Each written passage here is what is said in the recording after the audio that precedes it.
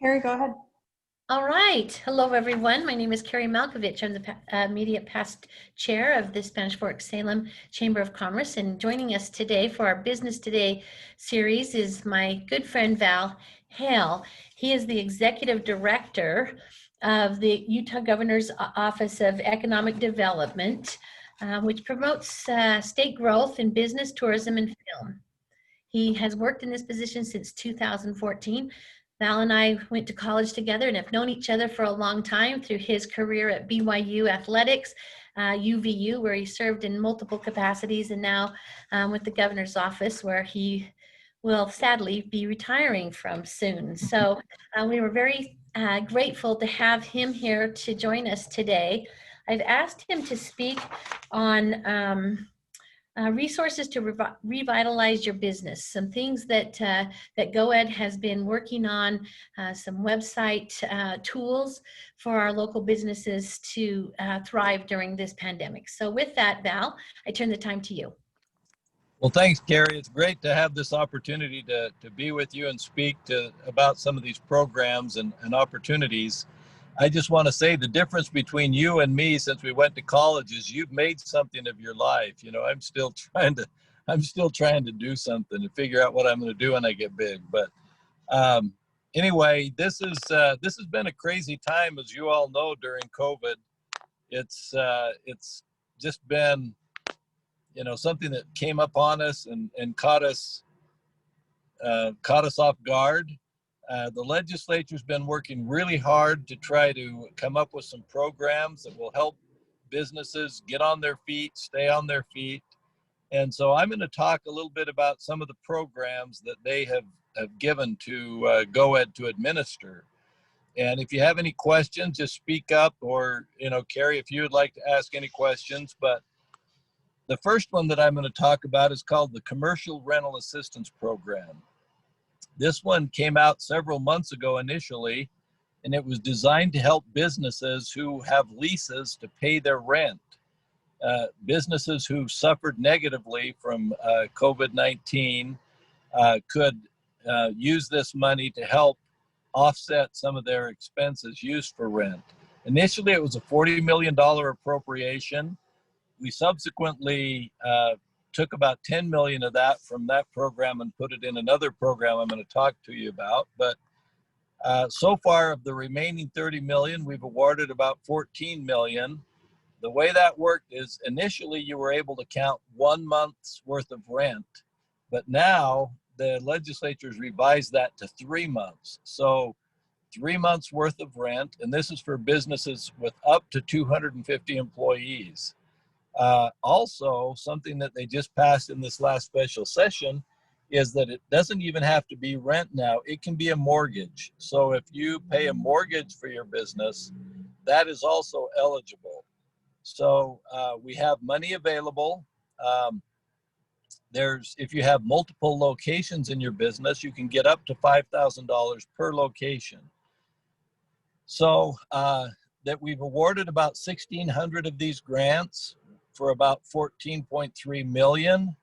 The average amount so far has been about 8,800. So that particular grant is open right now. We just opened it today with the new revisions. So if you think that you might qualify for that, then go online for any of these programs. Go online at business.utah.gov/coronavirus.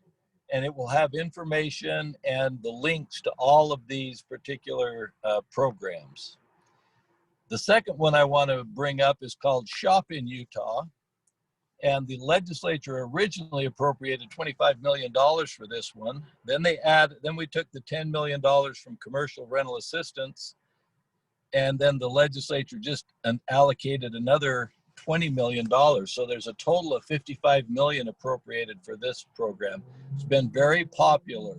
So far, we've awarded about 771 businesses worth about $31 million. The average amount is $40,000 per business. But what this one does is you're supposed to consider your financial situation from March to June of 2019, compare it to your March to June this year, and the amount of money that you've lost in that amount of time because of COVID-19 is technically how much you can apply for the grant. Now they've just changed it a little bit to award it actually depends on how big of a loss you had. So if it was 50% or more, you can get up to 75% of that revenue decline. If it was 25, at least 25, but below 50, you can get up to 50% of that revenue decline. And if it's under 25%, you can get up to 25% of the revenue decline. So it's been very popular. Now, the thing that this one does, you have to give back half of the amount of the grant to your customers with some sort of a discount. You can decide what that discount is, but it has to be equal half the amount of your grant. So just from a consumer standpoint, if you go to that business.utah.gov/coronavirus site and go to Shop in Utah, there is actually a page where you can go and see what all of the discounts are that are being offered throughout the state. There's over 700 of these businesses that are making offers. And if you go to the top, you can click on it and they're all sortable. So you can look at your city, your areas to see what businesses are offering discounts and what those are. So that's kind of cool.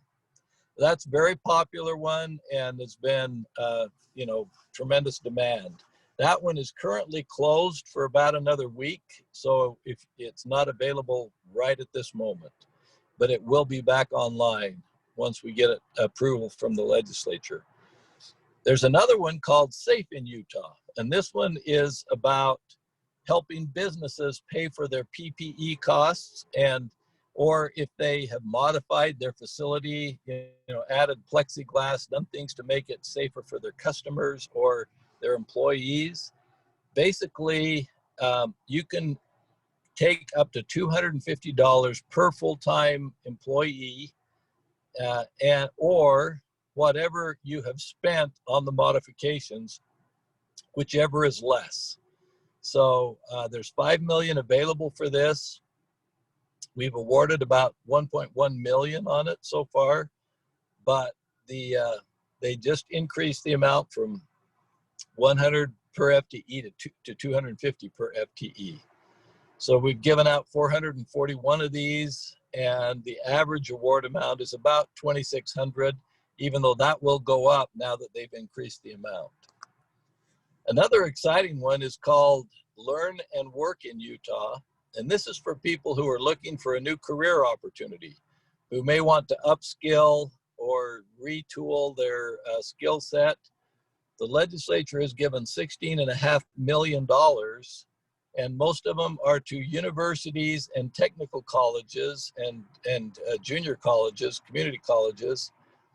And they have put together programs that are designed to train people for these high demand jobs in the state that are currently available. And so you should be able to sign up for those programs pretty much tuition free. And I know UVU has one that's been very popular and they're filling up quickly. But again, go online. If you just want to Google Learn and Work in Utah, you can see what universities are participating. You can see what's available. But the idea is, and there are basically 160 programs that are out there at various institutions that are tuition free for people who want to learn new skills and learn to upgrade. And then finally, we have what's called the Oil, Gas, and Mining Grant. And they appropriated $5 million for businesses that are involved in mining and oil and gas. We don't have all the details for that yet, and it's still being formulated, but that one will be coming online in a couple of weeks. So, Carrie, those are the programs for the most part that we have right now. I don't know if you have any questions. Well, let me see. We have Aaron and David on. Do either of you have some questions for Val? David? I don't. Appreciate the information, though. Thank you. Aaron. Aaron's in the healthcare business. Aaron, what do you have a question for Val? I was just trying to take notes of the various programs and think if we would qualify or how much we would qualify. I mean, I know we definitely have done a lot on PPE and modifications to keep our clinics safe. So I'll have to do some calculations there. And then the rent, we've got multiple locations that we could apply for. I don't know if the other ones would apply to us. So I'll just have to figure that out. Look at the details on the website. Yeah, maybe Well, that. I Val. encourage, I encourage you to take a look because these grants are available. The money's sitting there. We want it used. So if you can apply and you think you're eligible, get your application in and let's get the check to you. Yeah, the one on the shop in Utah, our revenue decrease was less than 25%, but being a healthcare industry that's regulated by contracts with insurance companies, I don't know any way that we can really give money back to patients as a discount on their copays or things like that. So I'm not sure if I can qualify for that and still be compliant with our insurance contract. So I may not be able to do that one.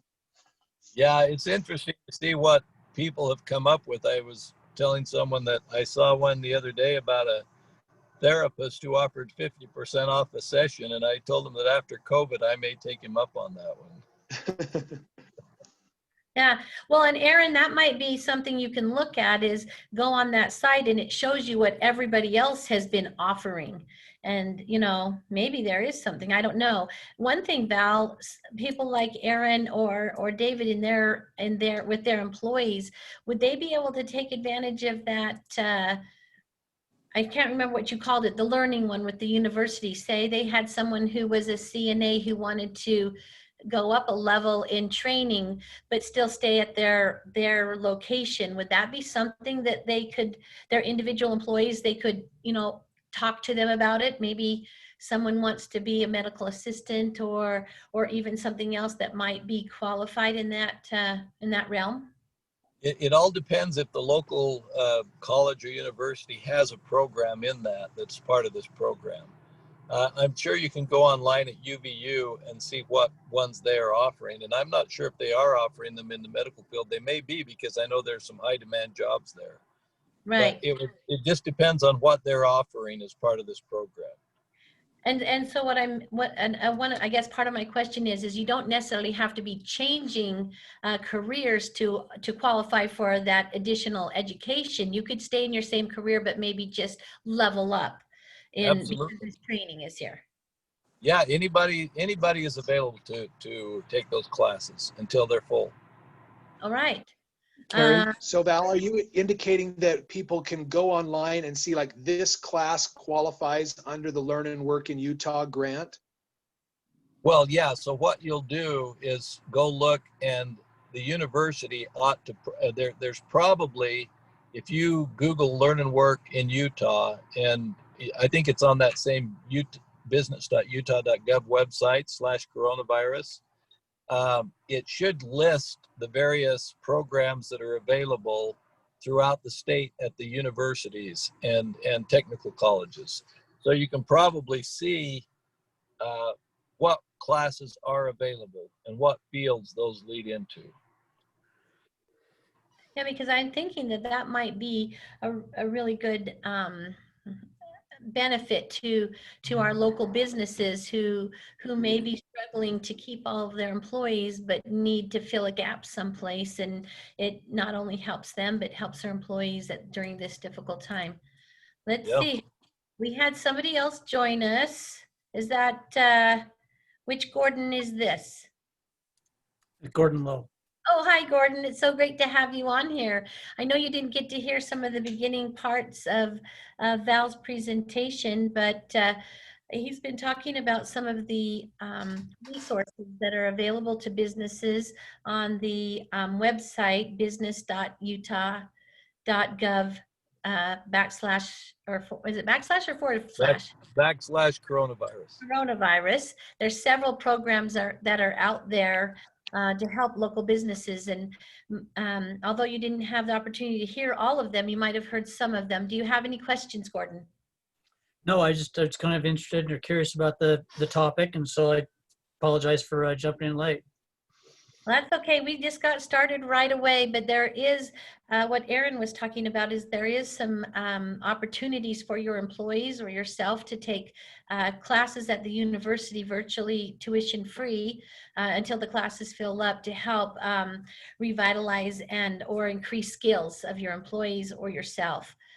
During this time. There's also a grant that's available that if you can give a discount to your employees, then you're given this grant. I mean, not a discount to your employees, a discount to your customers.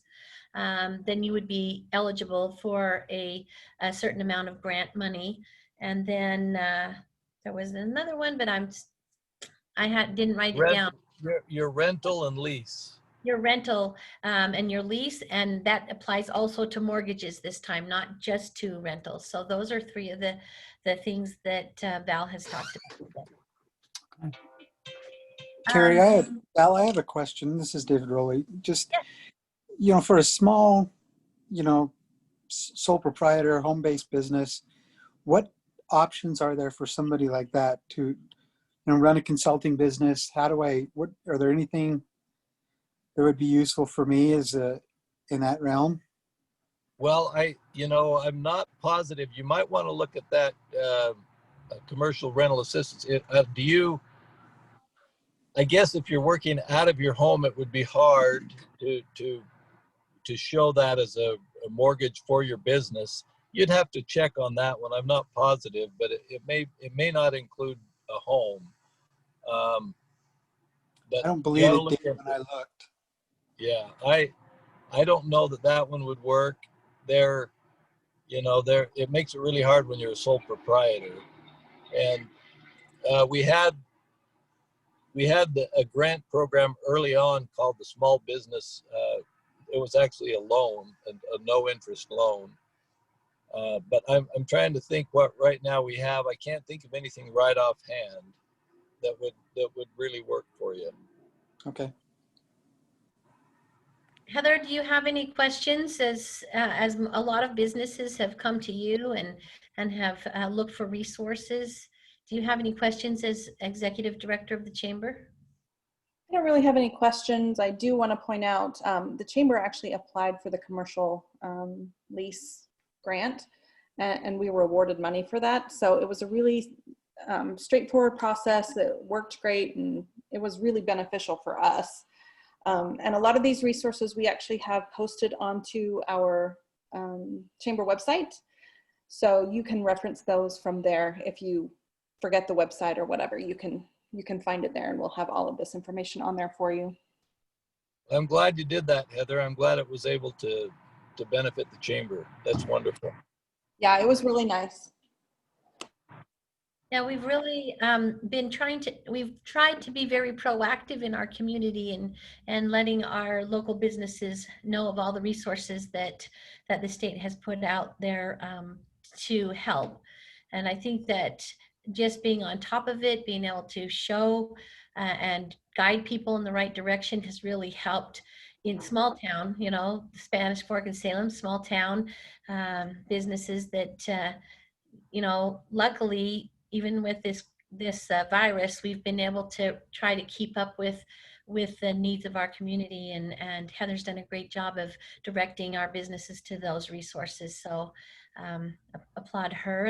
And Val, I guess if David and Aaron and Gordon don't have any other questions, then we can, unless you do, pop in if you have another question, guys.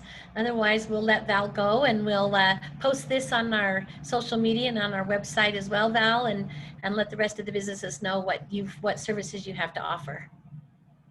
Well, thank you, Carrie. We appreciate you getting the word out. As I said, we want these grants utilized, so better send this money to Utah County and Spanish Fork and Salem, right? We'd rather that than the rest of the state. So that's exactly right.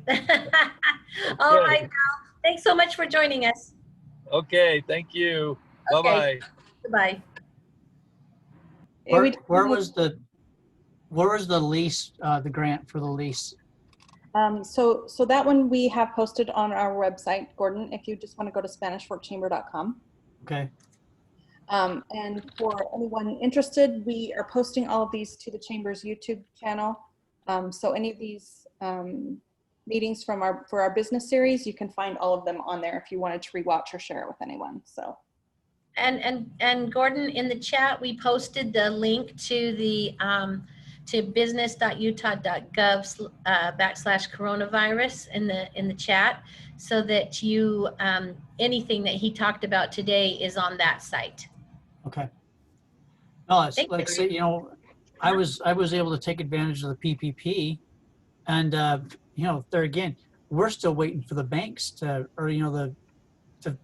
figure out how we're going to reply or report or have forgiveness of those PPP loans.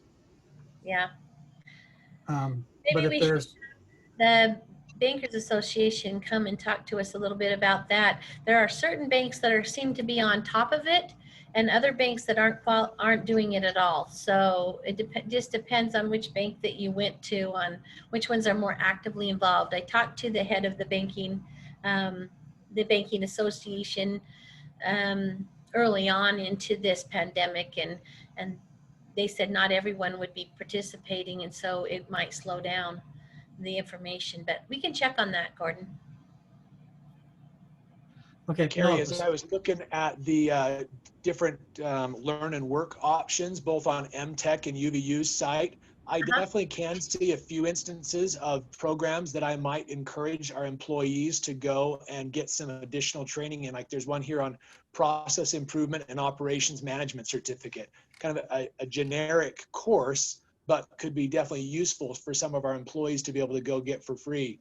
Also, just for Woodland Hills, I'm thinking, I noticed there's a street and air critical care program. It's a 20-week course for experienced paramedics and nurses to get an in-depth understanding of the concepts of critical care transport. So we could get all of our EMS guys and gals to go and do that. Kind of cool. Was that at MTech or UVU? That one's at UVU. The MTech Okay. didn't have quite as good a website on theirs. They talked about the program and the money that you could qualify for, but they didn't list exactly which programs it was applying to. So. Okay. Well, I will definitely tell the fire chief and EMS captain about that and see if we can get some more training. And I think that's the beauty of having something like this with Val telling us about this learning program. I didn't realize that basically tuition is paid to have an increase in skills. So that's great to get out there, the news out there. Well, and the other thing I'm thinking is, like, for example, that UVU certificate on critical care, that was a purely online course. So although we live down here and I focused on MTech and UVU, you may as well just as look at Dixie State and Weber State and Utah State. If they're offering anything that's online, then people can just as well get that education because it's not driving up to those actual cities. Oh yeah, that's great observation there. Any other questions, Gordon or Heather? Well, thanks for joining us today. Again, we're trying to make these kind of within the half an hour, and I think we've done pretty darn good about that. And I appreciate you guys joining and listening to Val today. Thank you. All right, we'll see you later. Bye-bye.